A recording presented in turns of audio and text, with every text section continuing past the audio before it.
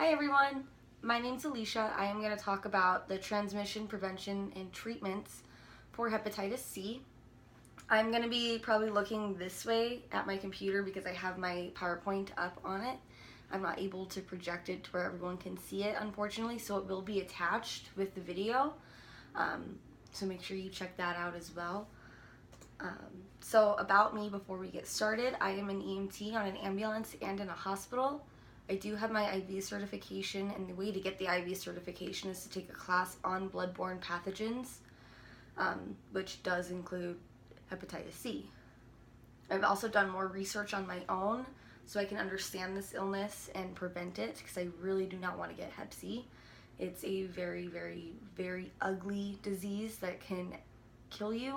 If it doesn't kill you, it really affects your liver, and it's a horrible disease. So we are on the third slide now. So about hep C. Hep C is a disease that affects the liver. It causes scarring, which is also known as cirrhosis. And it can also cause enough scarring to where it'll kill the infected individual. It passes from person to person by blood, meaning that even if a woman that has hepatitis C gives birth to a child, it's very likely that that child will have hep C for the rest of their life. It can be acute or chronic. So acute basically means that it can kind of go away on its own, or go away with treatment, or improve with treatment.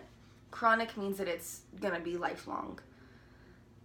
There are 3.5 million people currently who have hep C, and many people are unaware that they even have it. They don't usually notice that they have it until there is extensive scarring on the liver. So it's a pretty scary disease. So acute hep C will last for a few weeks, usually, and then it can go away on its own. Experts are not really sure why some people don't require treatment, or why it can just go away on its own in some people. They don't understand it completely yet. Acute hep C can occur within 6 months of transmission, sometimes shorter, sometimes longer. It's just, they're still trying to learn more about it. So chronic hep C is long-term. The virus remains in the body for the duration of the individual's life. It can lead to extensive scarring, like I said earlier, of the liver, or it can even cause liver cancer. So the way that transmission of hep C occurs, it's really mainly in one way, and that's blood. So you can get it from needle sticks, getting tattooed with dirty equipment, sharing needles, sharing hygiene stuff such as razors and toothbrushes, and of course getting someone else's blood in your eyes, mouth, or in a cut that is unhealed. Usually what we've always been told doing EMS and IVs is that if you have a scab that's completely covering the cut, and you do get blood on it, it's not going to affect you. I would be a little bit concerned though, but typically it's already covered up, so you're not going to risk infection because of that.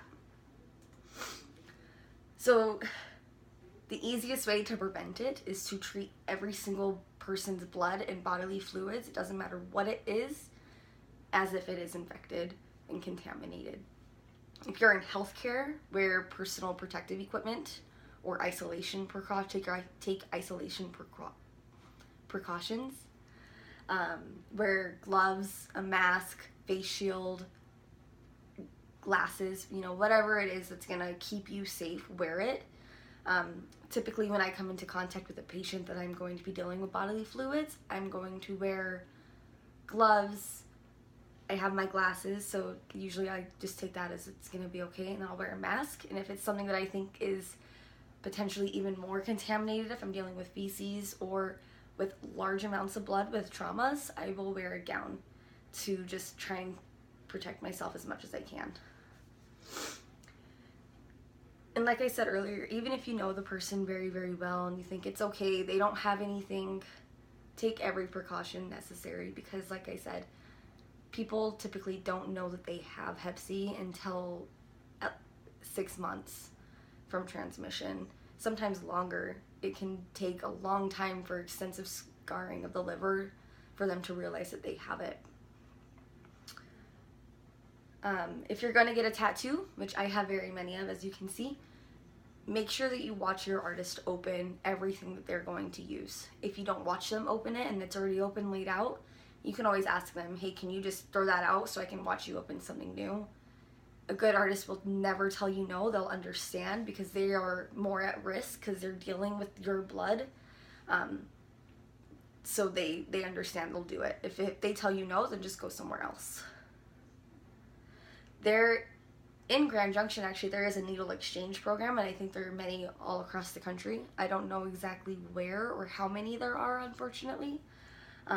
But what they do, they'll take old and used needles from people that use them for drugs or medications.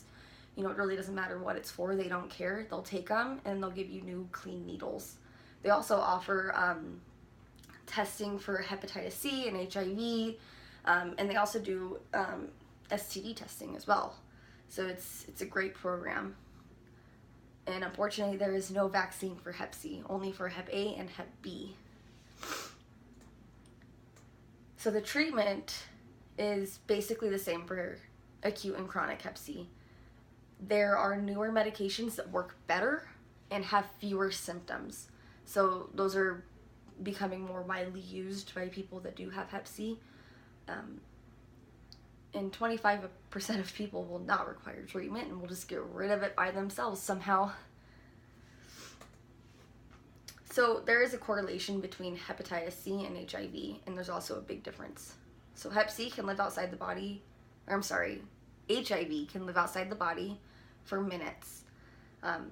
It's usually unable to infect anybody unless it's inside of a host, meaning it's inside someone and then it goes straight to another person. If you have blood on the ground and you touch it and it somehow gets inside you, typically it won't infect you. Hep C can live outside the body for up to 6 weeks, and it can infect you and within that time frame as well. So if you come in contact with blood on the floor, treat it as if it is contaminated regardless, because it's a terrible disease. And up to 90% of people with HIV also have Hep C, which is something that I did not know, which is also very good information for me to know as well. So in conclusion, Hep C is a terrible disease. It is so dangerous, in my opinion, because it is often undetected for a long amount of time. It's very easily transmitted if you're not careful.